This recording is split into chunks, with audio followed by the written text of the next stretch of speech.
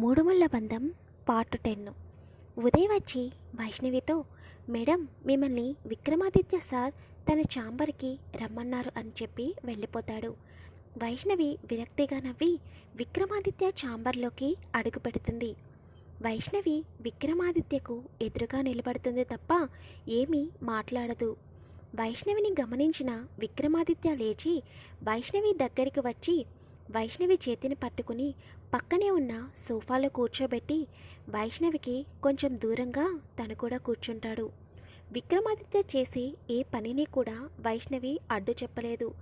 ఎందుకంటే విక్రమాదిత్య ఎవరి మాట వినరని, తను ఏం చేయాలని అనుకుంటాడో అదే చేస్తాడని అనుకున్న వైష్ణవి ఏమీ మాట్లాడకుండా సోఫాలో మౌనంగా కూర్చుంటుంది.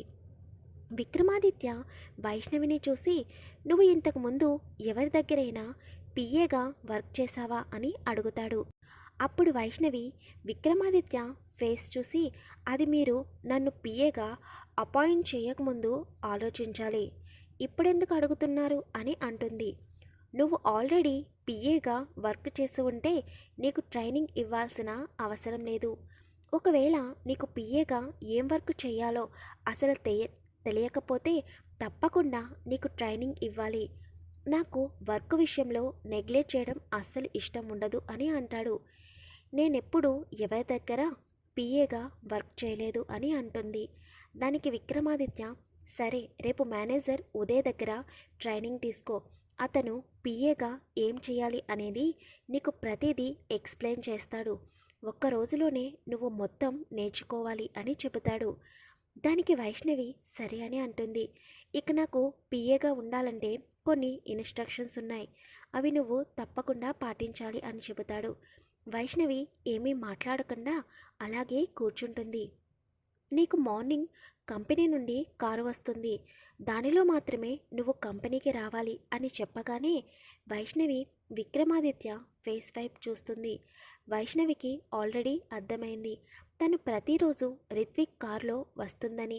కాబట్టి విక్రమాదిత్య తప్పకుండా కంపెనీ కారులో రావాలని గట్టిగా చెబుతున్నాడని అర్థం చేసుకున్న వైష్ణవి తన వల్ల రిత్విక్కి ఏం ప్రాబ్లం రాకూడదని చెప్పి, సరే మీరు చెప్పినట్టే నేను కంపెనీ కారులోనే వస్తాను అని చెబుతుంది. అంతేకాదు, నువ్వు వెళ్ళేటప్పుడు కూడా కంపెనీ కారులోనే వెళ్ళాలి. ఒక్కోసారి మనం మీటింగ్ అటెండ్ అయితే నేనే నిన్ను ఇంటి దగ్గర డ్రాప్ చేస్తాను అని చెబుతాడు. అలాగే ఎక్కడ మీటింగ్ ఉన్నా, క్లయింట్స్ వచ్చినా నాతో పాటు నువ్వు కూడా రావాలి. పర్సనల్ సెక్రటరీ అంటే నాకు సంబంధించిన, అనగా కంపెనీకి సంబంధించిన ప్రతి ఇన్ఫర్మేషన్ నీకు కూడా తెలుస్తుంది. కంపెనీ ఇన్ఫర్మేషన్ నీకు నాకు మధ్య తప్ప ఎప్పుడు బయటకు వెళ్ళకూడదు.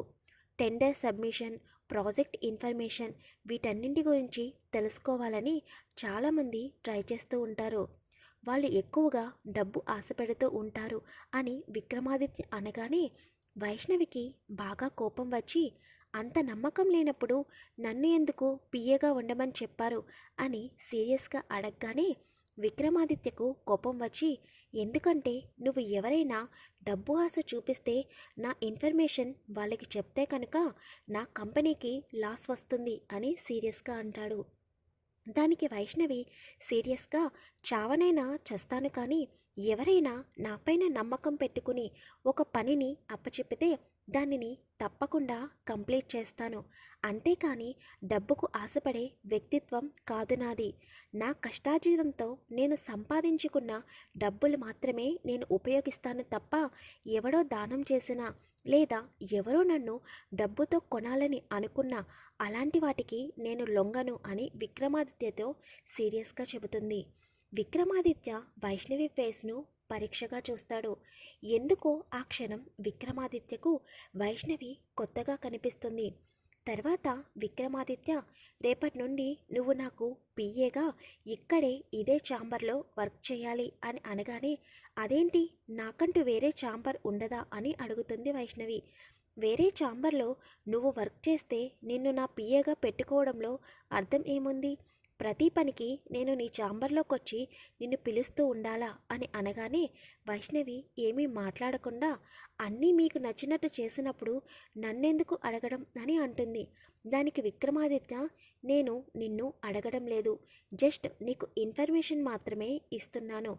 కంపెనీకి సంబంధించిన ఏదైనా ప్రాజెక్ట్ గురించి అప్పుడప్పుడు వేరే స్టేట్స్ లేదా ఫారిన్ వెళ్ళాల్సి వస్తుంది. అప్పుడు కూడా నువ్వు నాతో పాటే రావాలి అనగానే వైష్ణవి షాక్ అవుతుంది. అదేంటి, నేను మీతో పాటు రావడం ఏంటి అని ఆశ్చర్యంగా అడగగానే, నీకు ఇంకా పిఏ ఎలా ఉండాలో తెలియదనుకుంటా. నీకు కావాలంటే నీకు బాగా కావాల్సిన వాళ్ళని పిఏగా ఉండేటప్పుడు చేయవలసిన డ్యూటీ గురించి అడిగి కనుక్కో అని వెటకారంగా అంటాడు. అది విక్రమాదిత్య రిత్విక్ని ఉద్దేశించి అన్నాడని అర్థమైన వైష్ణవి కోపంగా, నేను మీతో పాటు అలా ఎలా వేరే స్టేట్కి లేదా వేరే కంట్రీకి వస్తానని అనుకున్నారు? ఈ విషయాలన్నీ నాకు ముందే తెలిస్తే అసలు ఆ అగ్రిమెంట్ మీద నేను సైన్ చేసేదాన్ని కాదు అని తను అనాథాశ్రమం గురించి మర్చిపోయి మాట్లాడుతూ ఉంటుంది. నేను ఇప్పుడే ఈ జాబ్కి రిజైన్ చేస్తాను అని అనగానే, సరే అయితే ₹1,00,00,000 తీసుకొచ్చి కంపెనీకి పే చేసి రిజైన్ చెయ్యి అని అంటాడు. వైష్ణవి సోఫాలో నుండి ఒక్కసారిగా లేచి నిలబడి ₹1,00,00,000 అని గట్టిగా అరుస్తుంది. దానికి విక్రమాదిత్య, హో, నువ్వు సైన్ చేసేటప్పుడు అగ్రిమెంట్ చదవలేదనుకుంటా. నువ్వు ఇక్కడ 2 సంవత్సరాలు నా దగ్గరే పిఏగా జాబ్ చేయాలి. ఈ మధ్యలో ఏ కారణం చేతనైనా నువ్వు జాబ్ మానేస్తే కంపెనీకి ₹1,00,00,000 కట్టాల్సి ఉంటుంది. ఒకవేళ నువ్వు ఆ అమౌంట్ పే చేయకపోతే నేను లీగల్గా ప్రొసీడ్ అవ్వచ్చు అని చెబుతాడు. దానికి వైష్ణవి, నేను ఎక్కడా వినలేదు చూడలేదు. అగ్రిమెంట్ అవ్వకుండా జాబ్ రిజైన్ చేస్తే 1,00,000 లేదా 3,00,000 అలా పే చేయాల్సి ఉంటుంది. కానీ ఇలా ₹1,00,00,000 పే చేయడం ఏంటి అని విక్రమాదిత్యను సీరియస్గా అడగగానే, నువ్వు కంపెనీలో పనిచేసే సాధారణ ఎంప్లాయీవి కాదు, నాకు పర్సనల్ సెక్రటరీవి. నీ మైండ్ బాగోక నీకు డబ్బు మీద ఆశ పుట్టి నా కంపెనీ డీటెయిల్స్ వేరే వాళ్ళకి ఇచ్చేస్తే అప్పుడు నా కంపెనీ లాస్ అవుతుంది.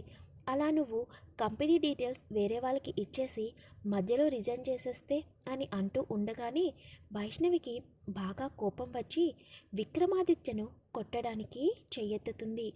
విక్రమాదిత్య వైష్ణవి చేతిని గాలిలో ఉండగానే పట్టుకొని ఒక్కసారిగా వైష్ణవిని లాగుతాడు. అలా విక్రమాదిత్య వైష్ణవిని లాగ్గానే వైష్ణవి నేరుగా విక్రమాదిత్య వడిలోకి పడిపోతుంది.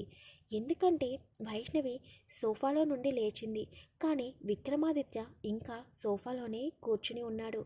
అసలే 6 అడుగులు ఉంటాడు కాబట్టి వైష్ణవి నుంచున్నా కూడా విక్రమాదిత్య కంటే కొంచెం హైట్లోనే ఉండడం వలన తన చేతిని పట్టుకొని దగ్గరికి లాక్కోగానే వైష్ణవి వెళ్ళి విక్రమాదిత్య వడిలో సెటిల్ అవుతుంది. విక్రమ్ ఆదిత్య వైష్ణవి అలా వచ్చి తన వడిలో పడుతుందని ఎక్స్పెక్ట్ చేయడు. అలా జరగగానే ఇద్దరు కూడా షాక్ అవుతారు. ప్లీజ్ వీడియో చూసిన తర్వాత తప్పకుండా ప్రతి ఒక్కరూ స్టోరీ ఎలా ఉందో కామెంట్ చేయండి. వీడియోని లైక్ చేయండి, షేర్ చేయండి, ఛానల్ని సబ్స్క్రైబ్ చేసుకోండి.